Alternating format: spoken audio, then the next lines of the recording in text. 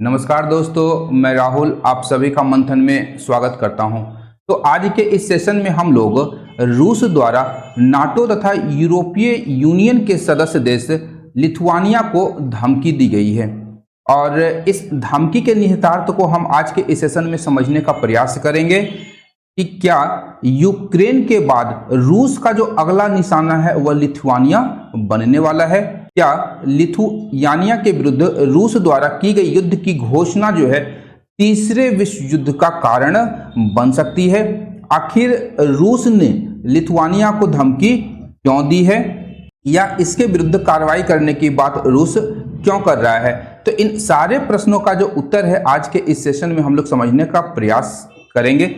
आगे बढ़ने से पहले आप लोग एक प्रश्न का उत्तर दे सकते हैं कि विश्व की सबसे मोस्ट डेंजरस प्लेस या सर्वाधिक खतरनाक स्थल कहाँ है तथा इस विवाद के साथ इस स्थान का क्या संबंध है। तो चलिए आज का इस सेशन प्रारंभ करते हैं और इस प्रश्न के उत्तर के साथ हम लोग उस स्थान को समझने का प्रयास करेंगे कि आखिर वह स्थान कहाँ है, क्या है और क्यों वह स्थान वर्तमान समय में वैश्विक सुर्खियों में बना हुआ है। अब यहाँ पर हुआ क्या है, इससे पहले हम लोग वैश्विक मीडिया की नज़रों से देखते हैं। तो विभिन्न वैश्विक मीडिया ने इस खबर को प्रमुखता से प्रकाशित किया है कि मॉस्को ने क्या किया है, लिथुआनिया के विरुद्ध कार्रवाई करने की बात की है या लिथुआनिया के प्रति मॉस्को या रूस भड़क चुका है। क्यों? तो लिथुआनिया ने रेल बैन कर दिया है। जो भी रेल लिथुआनिया से होकर के गुजर रही थी रूस को जाने के लिए या रूस के व्यापारिक सामान को ले जाने के लिए, उसको लेकर के उसे लिथुआनिया ने बैन कर दिया है और इसे लेकर रूस जो है लिथुआनिया से खफा है। तो यहाँ पर रसिया क्या कर रहा है कि एक और शब्द आता है कालिनग्राड जो है यहाँ पर सुर्खियों में बना हुआ है। इसे भी हम लोग समझेंगे जिसे कि लिथुआनिया ने ब्लॉक करके रखा हुआ है। तो यहाँ हम लोग देख सकते हैं, गार्जियन का भी खबर है कि Russia threatens serious consequences as Lithuania blocks rail goods. Lithuania ने रूस के रेल सामानों को ब्लॉक करने के कारण रूस ने उसे गंभीर परिणाम भुगतने की चेतावनी रूस ने दी है। तो यहाँ हम लोग सर्वप्रथम देखते हैं कि कालिनिंग्राद जो है यह है कहाँ पर और इसका क्या महत्व है रूस के लिए। तो सर्वप्रथम हम लोग देखते हैं कि रूस का जो व्यापार है उसका दो ट्रेड रूट है। हम लोग समझते हैं, ये हमारा मैप में अगर हम लोग देखते हैं तो यहाँ पर मॉस्को है और ये सेंट पीटर्सबर्ग। तो रूस का जो मूल व्यापार होता है गल्फ ऑफ फिनलैंड से होता हुआ, ये बाल्टिक सागर से होता हुआ आगे हम लोग ये निकल जाते हैं नॉर्थ अटलांटिक सी में। अब यहाँ पर है कि दूसरा रास्ता, एक रास्ता विलिनस क्या है, लिथुआनिया की राजधानी, जो सड़क और रेल मार्ग के द्वारा होता हुआ मॉस्को से जुड़ता है और आगे यह कालिनग्राद, यह जो आपका एरिया है रूस का एक टेरिटरी है जो समुद्र से जुड़ा हुआ है। यह जो क्षेत्र है यह मूल रूप से कालिनग्राद के नाम से जाना जाता है। तो रूस इन दो क्षेत्रों से होकर मूल रूप से व्यापार करता है। यहाँ एक अन्य तथ्य यहाँ देखिएगा कि यहाँ पर आसपास के जो कुछ देश हैं जैसे एस्टोनिया, लाटविया, लिथुआनिया हम लोग तो देख ही चुके हैं और एक है बेलारूस।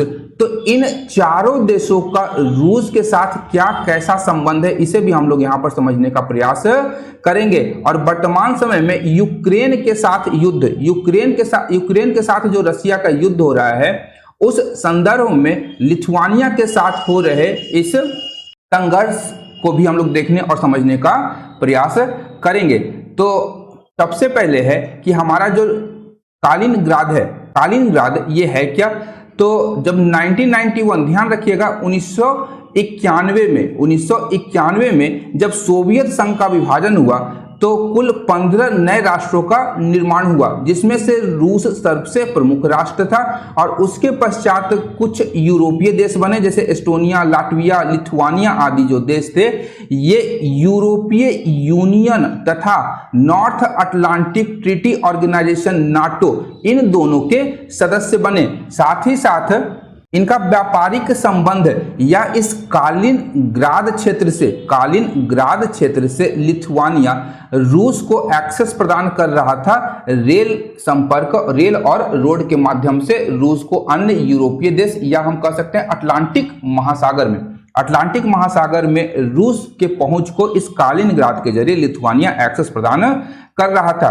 तो कालिनग्राद जो है मूल रूप से रसिया का एक बाल्टिक सागर है, उसका हेडक्वार्टर भी है और यह बाल्टिक सागर के किनारे बसा हुआ रसिया का यह संपूर्ण क्षेत्र है। यहाँ की जो आबादी है लगभग 5 लाख है और जब सेकेंड वर्ल्ड वॉर समाप्त हुआ तो नाजी जर्मनी ने इसे रेड आर्मी, जिसे रूस की सेना हम लोग कहते हैं, रेड आर्मी को अप्रैल 1945 ईस्वी में सौंप दिया, जिसे बाद में सोवियत यूनियन में शामिल कर लिया गया।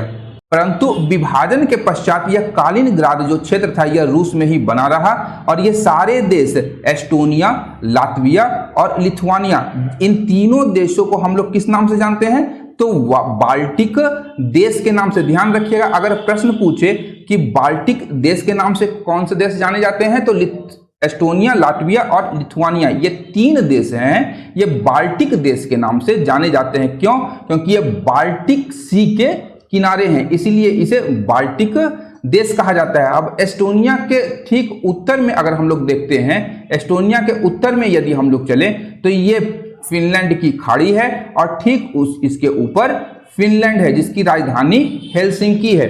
अब ये जो एरिया है यहाँ पर मूल रूप से वर्तमान में रूस और इन देशों के मध्य संघर्ष बना हुआ है। अब यहाँ देखते हैं आखिर हुआ क्यों है कि रूस जो है क्यों परेशान हो गया है। तो हाल ही में हुआ क्या है कि लिथुआनियन रेलवे जो है वह रूस के सामानों को अपने क्षेत्र से गुजरने के लिए मना कर रहा है। तो कहां के लिए मना किया है? तो रूस का जो एक्सक्लेव है बाल्टिक तट पर कालिनग्राद, वहां क्या कर रहा है? सामानों को पहुंचने की अनुमति प्रदान नहीं कर रहा है। यहां पर कहा गया है लिथुआनियन स्टेट रेलवे के द्वारा कि रसिया का जो भी स्टील और आयरन ओर से संबंधित जो भी ट्रांसपोर्ट ट्रेन है उसे कालिनग्राद की टेरिटरी में प्रवेश करने के लिए लिथुआनिया के भूमि को पार करने की इजाजत नहीं दी जाएगी। अब इस कारण से रसिया जो है लिथुआनिया को गंभीर परिणाम भुगतने की चेतावनी दिया है। साथ ही साथ उसका कहना है कि रूस जो है इस मुद्दे पर एप्रोप्रिएट मेजर्स अपनाएगा, जो भी उचित कार्रवाई होगी लिथुआनिया के विरुद्ध वह रूस उठाएगा। अब यहां पर हम लोग आगे बढ़ते हैं तो देखते हैं कि हुआ क्या है कि रसिया का कहना है यह जो विलेनियस की सरकार है, लिथुआनिया की जो सरकार है, इसने जो रूस का यह ट्रांसपोर्ट या शिपमेंट जो रोका है यह अनप्रेसिडेंटेड है। यानी मॉस्को जो है को राइट टू रिस्पॉन्ड का अधिकार है, क्योंकि यह जो घटना है रसिया के नेशनल इंटरेस्ट, राष्ट्रीय हित से जुड़ी हुई है और रसिया राष्ट्रीय हित के साथ में समझौता नहीं कर सकता है। वहीं यदि हम लोग देखें कि रशियन फॉरेन मिनिस्ट्री जो है उनका कहना है कि if cargo transit between Kaliningrad region and the rest of the Russian Federation via Lithuania is not fully restored in the near future then Russia reserve the right to take action to protect its national interest, यानी अपने राष्ट्रीय हितों की रक्षा रसिया करेगा यदि उसकी कालिनग्राद तक पहुंच प्रदान नहीं करता है लिथुआनिया। तो अब यहां यदि हम लोग देखें तो यूरोपीय यूनियन का कहना है कि लिथुआनिया ने एक देश के रूप में रसिया के ट्रेन्स के ऊपर प्रतिबंध नहीं लगाए हैं, बल्कि यह जो प्रतिबंध है यह व्लादिमीर पुतिन ने जब यूक्रेन का इन्वेजन किया तो उसी समय यूरोपीय यूनियन ने रशियन कोल, मेटल्स, कंस्ट्रक्शंस मटेरियल्स और एडवांस टेक्नोलॉजी के ऊपर में यूरोपीय यूनियन ने प्रतिबंध लगाए हैं। और लिथुआनिया जो है यूरोपीय यूनियन का भाग होने के कारण, इसका सदस्य होने के कारण इसने क्या किया है, रसिया के इन सामानों के ऊपर लिथुआनिया ने भी प्रतिबंध लगा दिया है। अब हुआ क्या है यहाँ पर लिथुआनिया का कहना है कि यह जो सैंक्शन लगाया गया है यह यूरोपीय यूनियन का सैंक्शन है। किसका सैंक्शन है? यूरोपीय यूनियन का सैंक्शन है, न कि लिथुआनिया ने रसिया के ऊपर लगाया है। और यहाँ पर यह भी कहा गया है यूरोपीय यूनियन एवं लिथुआनिया के द्वारा कि यह जो प्रतिबंध है यह समय समय पर आगे बढ़ाया जाएगा। अभी सभी रूस के सभी सामानों पर या सभी प्रकार के व्यापार पर प्रतिबंध आरोपित नहीं किया जाएगा। यहाँ एक तथ्य उल्लेखनीय है कि जो यूरोपीय यूनियन है उसने कहा है कि रशियन ऑयल पर, रसिया के तेल पर जो प्रतिबंध है वो कब लगाया जाएगा? तो दिसंबर 2022 में, यानी कि धीरे धीरे करके यूरोपीय यूनियन जो है रसिया के संपूर्ण व्यापार पर प्रतिबंध लगाएगा। अब हुआ यहाँ पर क्या है कि रूस के बयान के पश्चात जो यूरोपीय यूनियन का जो कार्यालय है वहां क्या हुआ है कि थोड़ी घबराहट और बेचैनी फैल गई है। और उनका कहना है कि लिथुआनिया ने स्वयं से तो कुछ किया नहीं है, इसने जो यूरोपीय यूनियन ब्लॉक है उसके सैंक्शन रिजिम को केवल लगाया है। और रूस जो है केवल एक गलत प्रोपेगेंडा यहां पर फैला रहा है ताकि लिथुआनिया पर वह आक्रमण कर सके।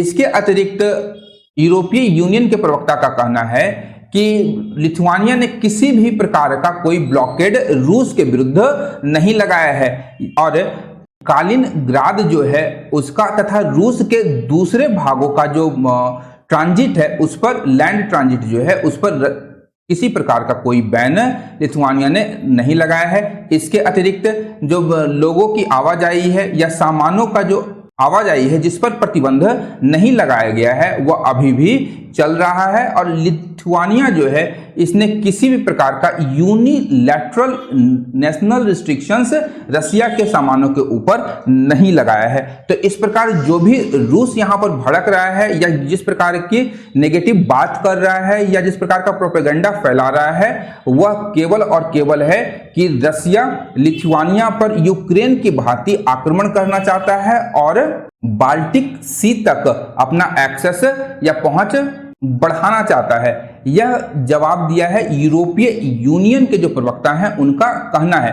अब यहां पर एक चीज हम लोग देख लेते हैं कि आखिर जो बाल्टिक रीजन है, बाल्टिक रीजन आखिर यह इतना महत्वपूर्ण क्यों है? तो ध्यान रखिएगा कि बाल्टिक रीजन जो है आपका एस्टोनिया, लातविया और लिथुआनिया, ये जो तीनों देश हैं ये तीनों देश इस छोटे से भूखंड जिसे हम लोग किस नाम से, स्वाल्की गैप के नाम से जानते हैं, इसके द्वारा यूरोप के मुख्य भाग से पृथक होता है।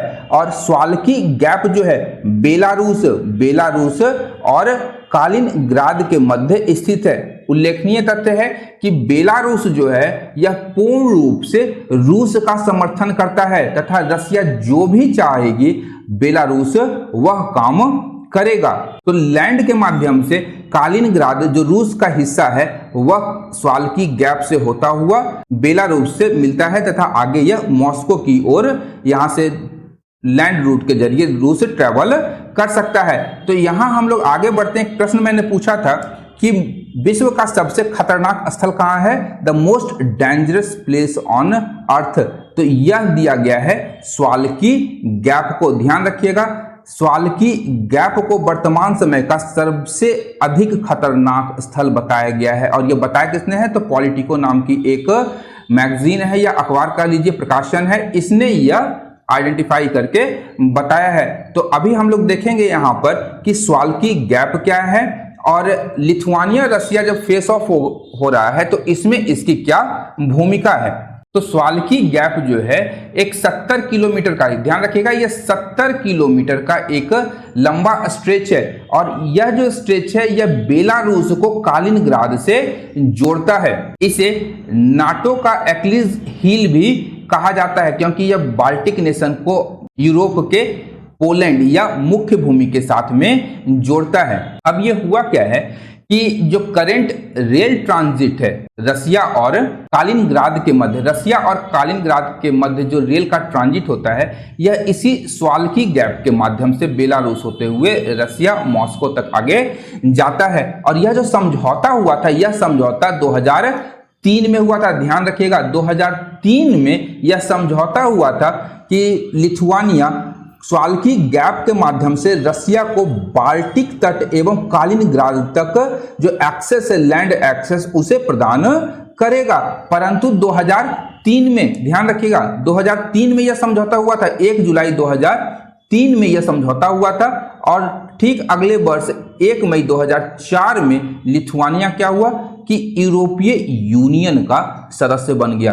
और यूरोपीय यूनियन का सदस्य बनते ही लिथुआनिया को यूरोपीय यूनियन के द्वारा, रसिया के द्वारा यूक्रेन पर जब आक्रमण किया तो उस प्रतिबंध को रसिया के ऊपर लगाना पड़ा, जिसमें शामिल था कि रसिया के विभिन्न प्रकार के वस्तुओं पर प्रतिबंध लगाना। अब यहाँ पर है कि जो वार गेम्स या वार सिनारियो बनता है स्वाल्की गैप के लिए यूरोप में, तो 2017 और 2021 में बेलारूस और रसिया ने एक वॉर गेम का आयोजन किया था। किस लिए? तो स्वाल्की गैप पर अधिकार करने के लिए, ताकि बेलारूस और कालिनग्राद जो है इन दोनों को एक साथ जोड़ा जा सके और रूस आराम से बाल्टिक रीजन, रूस क्या करे, आराम से बाल्टिक रीजन तक जो है वो अपनी पहुंच प्राप्त कर सके। यदि रसिया और बेलारूस दोनों मिलकर इस स्वाल्की गैप पर अधिकार कर लेते हैं तो क्या होगा कि जो बाल्टिक नेशन है इनका यूरोप की मुख्य भूमि के साथ संपर्क कट जाएगा। यहां पर ध्यान रखिएगा कि इस्टोनिया के मिलिट्री कमांडर का यह कहना है कि यदि आपने मेरे स्वाल्की को यदि आपने ब्लॉक करने का प्रयास किया तो हम लोग आपके फिनिश गल्फ जिसके माध्यम से रसिया व्यापार करता है उसे ब्लॉक कर देंगे। तो कुछ इस प्रकार का उत्तर और प्रत्युत्तर दोनों ओर से दिया जा रहा है। और यदि हम लोग प्रथम विश्व युद्ध और द्वितीय विश्व युद्ध के साथ में इसकी तुलना करें तो सिनारियो कुछ उसी प्रकार का बन रहा है। दोनों विश्व युद्ध के दौरान पहले दोनों पक्ष के लोग, चाहे वो जर्मनी से हो या इंग्लैंड के नेतृत्व वाले देशों, दोनों एक दूसरे के ऊपर आरोप प्रत्यारोप कर रहे थे, फिर झड़प हो रहा था, छोटा छोटा झड़प बनता हुआ ये एक विश्व युद्ध में परिणत हो गया। तो वर्तमान समय में हम लोग यदि देखें, यूके के नए आर्मी चीफ जो हैं हाल ही में उनकी नियुक्ति की गई है। किनकी? तो पैट्रिक सैंडर्स की नियुक्ति जो है यह की गई है ब्रिटेन के नए आर्मी जनरल के रूप में। और इन्होंने अपने पहले भाषण में कहा है कि ब्रिटेन का प्रत्येक सैनिक रशियन आर्मी से युद्ध करने के लिए तैयार रहे और पोटेंशियल वर्ल्ड वॉर 3 कहा है। यह जो युद्ध होगा ब्रिटेन और अन्य यूरोपीय देशों का रूस के साथ में, इसे संभावित वर्ल्ड वॉर 3 कहा है। किसने कहा है? तो यूनाइटेड किंगडम के नवनियुक्त कमांडर पैट्रिक सैंडर्स ने यह कहा है। ध्यान रखिएगा। अब यदि हम लोग देखें तो रूस ने क्या किया है कि कालिनग्राद जो उनका रीजन है, कालिनग्राद की सुरक्षा के लिए यहां पर इसका रूस का बाल्टिक फ्लीट, यहीं पर बाल्टिक फ्लीट जो रसिया का है यहां पर तैनात रसिया ने किया है इसकी सुरक्षा के लिए। इससे तो नाटो से, ध्यान रखिएगा, नाटो से कालिनग्राद की रक्षा के लिए रसिया ने बाल्टिक फ्लीट को तैनात किया है। और यहां पर कहना है यूरोपीय और अमेरिकी वैज्ञानिकों का कि रूस ने इस क्षेत्र में न्यूक्लियर वेपन्स जो हैं वह भी तैनात किए हैं। 2018 के अमेरिकी वैज्ञानिकों के शोध पत्र के अनुसार परमाणु क्षमता संपन्न मिसाइल इस्कंदर को यहां पर रूस ने तैनात किया है परमाणु बमों के साथ में। यदि यह युद्ध होता है रूस और अन्य यूरोपीय देशों के मध्य तो संभवतः यह एक परमाणु युद्ध भी हो सकता है, जैसा कि विभिन्न विशेषज्ञों का मानना है। इसके अतिरिक्त लिथुआनिया ने नाटो से गुहार लगाई है कि रसिया ने जिस प्रकार से यूक्रेन का इन्वेजन किया है उसी प्रकार रसिया लिथुआनिया का भी इन्वेजन करेगा। और नाटो देश जो है अपनी जो आर्मी है वह लिथुआनिया में बढ़ा दे, अपनी डिप्लॉयमेंट जो है आर्मी की इस क्षेत्र में बढ़ा दे और इस रीइंफोर्समेंट को इस रीइंफोर्समेंट को लिथुआनिया ने स्वाल्की कॉरिडोर के बचाव के लिए दिया है। ध्यान रखिएगा, इसी स्वाल्की कॉरिडोर की आज हम लोग चर्चा कर रहे थे। तो उम्मीद करता हूं कि आज का जो सेशन था आप लोगों को काफी पसंद आया होगा और यहां से कई सारी महत्वपूर्ण जानकारियां आप लोगों को प्राप्त हुई होगी। यदि आप वीडियो से संबंधित कोई भी सुझाव या सवाल है तो आप कमेंट बॉक्स में डाल सकते हैं। अंत तक देखने के लिए धन्यवाद। Thank you.